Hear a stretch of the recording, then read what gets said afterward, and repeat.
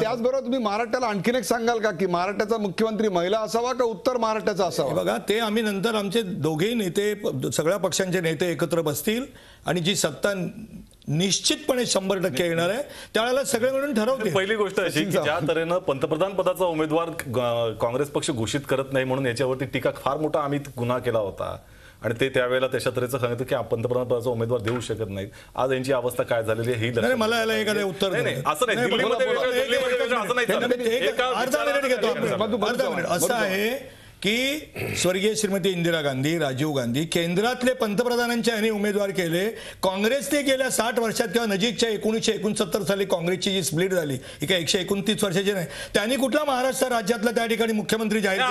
आम्ही त्या भूमिकेमध्येच नव्हतो. तुम्ही एक लक्षात घ्या, आम्ही ज्या तत्वाने चालतो, जे बोलतो ते केंद्र करतो. सरकार तुम्ही बोललेलं आहात ते विसरलात, हे लक्षात घेतलं आम्ही महाराष्ट्राचा मुख्यमंत्री जाहीर करतोय, तुम्ही करत नाही त्याचं कारण सांगा, हे लक्षात घेतलं पाहिजे. अति बोलणं, अति वाचन बोलताय, मुद्दा नाही, हा सत्य आहे. तुम्ही महाराष्ट्राचा आमचा मुख्यमंत्री ही व्यथा आहे. मुख्यमंत्री चव्हाण साहेब रागाने बोलल्यानंतर काही मुद्दे पडत नाही. त्या प्रयत्न करतो प्रेक्षक या कार्यक्रमाला महाराष्ट्राचा रणसंग्राम असं मी का म्हटलं हे तुम्हाला आता या दोघांकडे पाहिल्यानंतर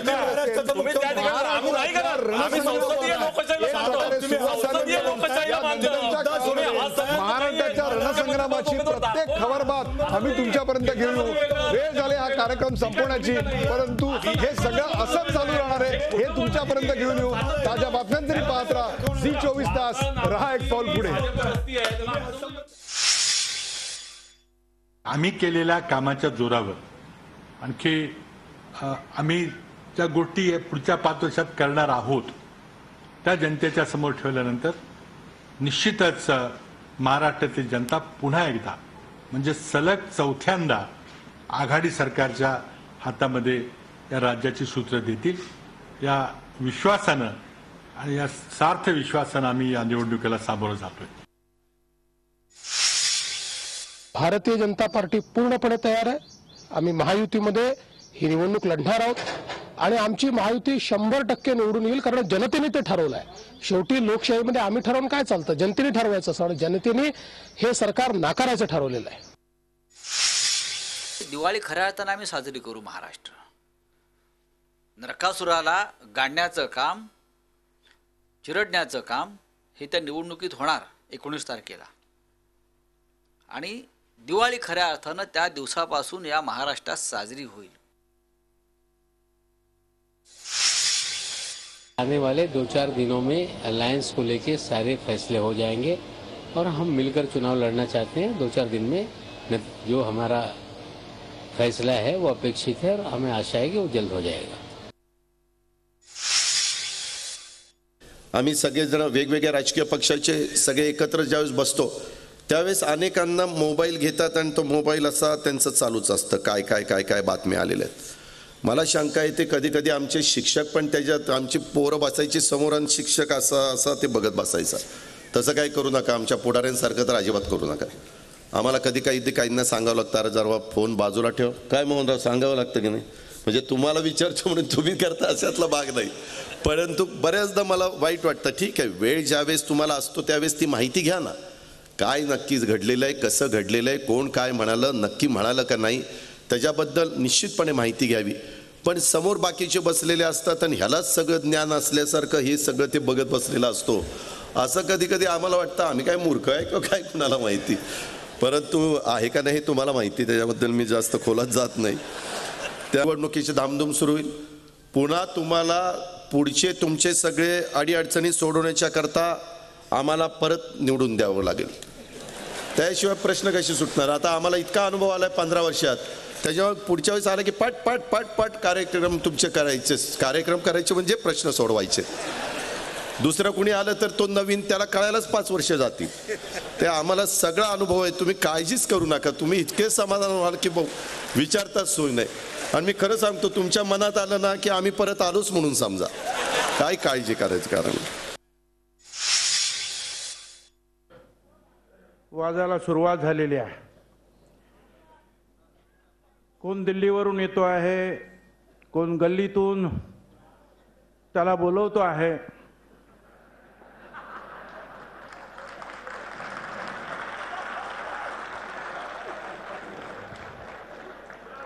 आणि आल्यानंतर मग नेहमीप्रमाणे खोटं बोल पण रेटून बोल हा प्रचार सुरू झाला. झटक्यात पोतडीतून एक आकडा बाहेर काढला. 11.5 लाख कोटीचा भ्रष्टाचार या सरकारने केला. अरे हे आता आमचे इथे सगळे वित्तमंत्री बसलेले आहेत, 2 वित्तमंत्री बाजूला बसलेले आहेत.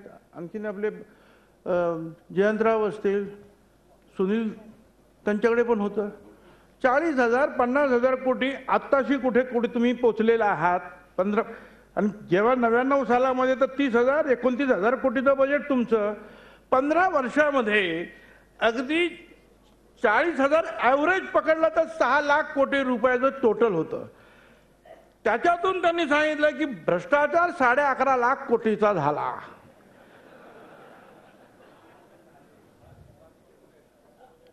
ते आमच्या आबा चांगलं उत्तर देतो त्याला.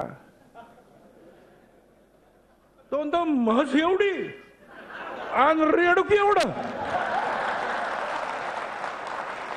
आणि या सगळ्यातून आणखीन एक नवीन प्रकरण सुरू झालीत या सगळ्या हिंदुस्थानमध्ये. एक लव जिहाद म्हणून काय तर लव जिहाद म्हणजे काय की मुसलमान मुलानं हिंदू मुलीबरोबर लग्न केलं की काय तो लव जिहाद म्हणले. मला काय कळेल ना. हे सगळे जे ना तुमचे जे व्हॉट्सअपवर वगैरे ते सगळे येते लव जिहाद. अरे मग आता हे जर असेल तर ते अब्बास नक्वी बरोबर आहे ना तुमचे बीजेपीचे लीडर. हां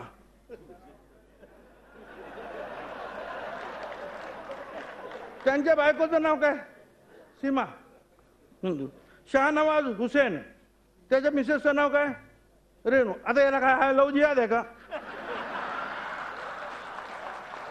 हेमा मालिनी बरोबर मुसलमान धर्म बदलून लग्न केला. अरे काय आहे. अरे या देशामध्ये कधी नव्हतं. और नरगिस आणि सुनील दत्त तेव्हापासून जे आहेत हिंदू मुसलमान जे आहे हे न पाहता काही लोक जे आहेत आपापल्या प्रेमानं लग्न करतात. अगदी ऋतिक रोशन पर्यंत. आणि कितीतरी या व्हॉट्सअपमध्ये 50-100 नावं आहेत. त्याच्यामध्ये बीजेपीच्या सुद्धा लीडर लोकांची नावं आहेत. त्यांच्या अनेक नातेवाईक मोठे मोठे लीडर त्यांच्या मुली त्यांच्या नातवा वगैरे वगैरे त्यांनी जे आहे धर्माच्या बाहेर लग्न केलं. त्याला काय म्हणायचं लव सनातन.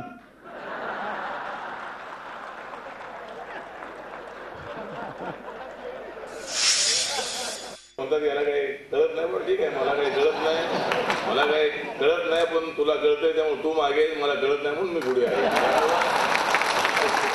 मला काही कळत नाही. मी 5 वर्ष मंत्री होतो त्यानंतर मी 3 वेळेला खासदार होतो. आता मी 4थ्या वेळेला मी आता राज्यसभेवर आहे. आता 5व्या वेळेला मी कदाचित मंत्री होण्याची शक्यता आहे. पण मी मंत्री होण्याची शक्यता पण तू काय होण्याची शक्यता आहे. मिळणारी दलितांची मतं आंबेडकरांची मतं ही 90%, 80%, अनेक ठिकाणी 100% ही मतं महायुतीला मिळालेली आहे. शिवसेना भाजपला मिळालेली आहे. त्यामुळे महाराष्ट्रामध्ये 42 त्यांचे निवडून आले.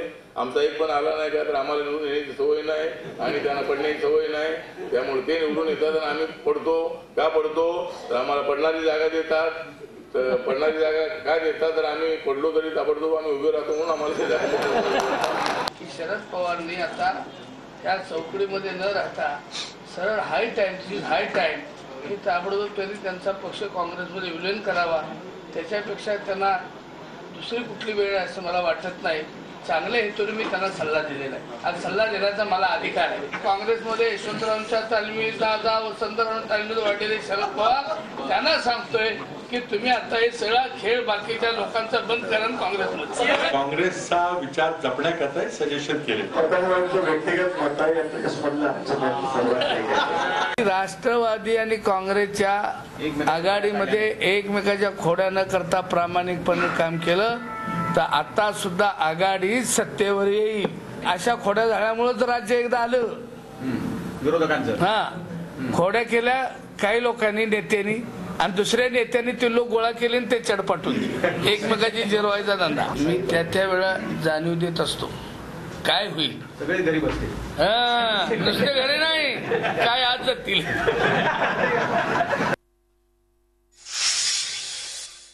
पतंगरावांना माझी हीच विनंती आहे की त्याने असे फुकटचे सल्ले देण्याचा याच्यापुढे बंद करावा. राष्ट्रवादी काँग्रेसचं अस्तित्व स्वतंत्र राहणार असून राष्ट्रवादी काँग्रेस पक्ष काँग्रेस पक्षामध्ये कधीही विलीन होणार नाही. निवडणुकीच्या तोंडावरती असली वक्तव्य करून विनाकारण कुठल्याही गोष्टीचा संभ्रम लोकांच्या मनामध्ये निर्माण करणं हे काही योग्य राहू शकत नाही. पतंगरावना वाटतच असेल तर त्यांनी गांभीर्याने आपल्या पक्षाकडे पाहावं, आपल्या पक्षांतर्गत जे काही चाललेलं आहे त्या गोष्टीवरती बघावं, तिथं अधिक लक्ष केंद्रित करावं. आमच्याकडे त्यांनी डोकवण्याचा प्रयत्न करू नये. अमित शाह का नाम लेगा मेरे को अच्छा नहीं लगता. क्या वो कौन है? हमारा गॉड फादर है, भगवान है क्या? इतना तुम लोग महत्व दे रहे हो उनको. उनके ऊपर मर्डर केस है और क्या चाहिए उनको? वो हमारे पे होता ना तो क्या करना? अभी उनको भगवान बना दिया. अमित शाह आ रहा है, जो आया वो आने देना, आया और गया वो हमें क्या. तब से मैं यही बोलती आ रही हूँ, जागो जागो जागो जागो जागो. लटका दिया ना बीजेपी और शिवसेना ने हमको, है लटका दिया ना. मैं तो अठावले साहब जी से बस यही रिक्वेस्ट करूंगी कि चलो दिल्ली, चलो मोदी जी के सामने. वो ही भाषण नहीं दे सकते भाई साहब, हम भी दे सकते हैं. तो बिल्कुल ऐसा नहीं है कि सारी सत्ता उनके हाथ में आ गई है तो हमारे आरपीआई के लोगों को, हमारे लोगों को भूल जाए.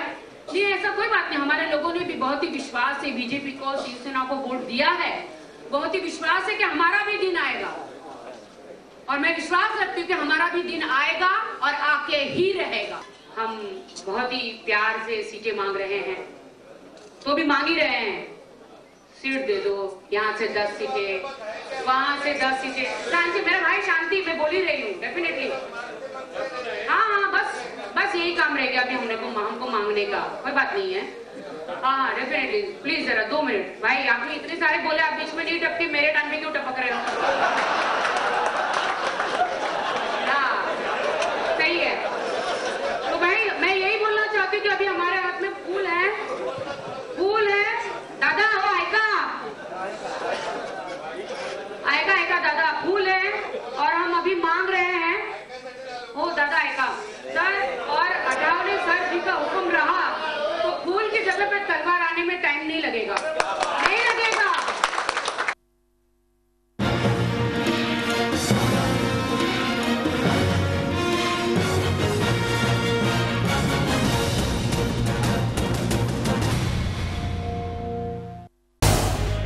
झी 24 तास रहा एक पाऊल पुढे.